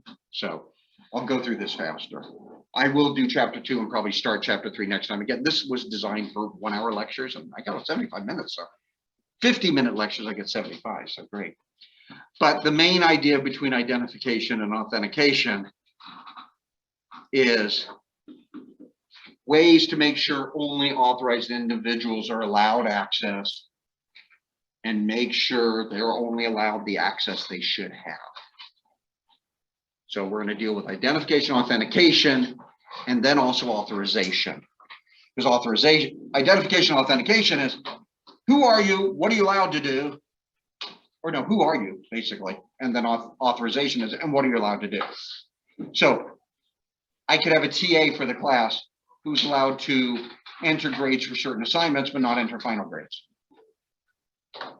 You know, I could have somebody else who's allowed to audit the class. They're allowed to watch, but not participate, that type of thing. All right, any questions? I'll stop that. Questions, comments, concerns? Yes. Read chapter, 1 and 2 by next class. That would be great. Thank you. Yes. Is the quiz and homework over just chapter 1? The first homework is just chapter 1, and the quiz is just chapter 1. I really wasn't sure how much chapter 2 I'd cover today. I thought I'd cover more than one slide. All right.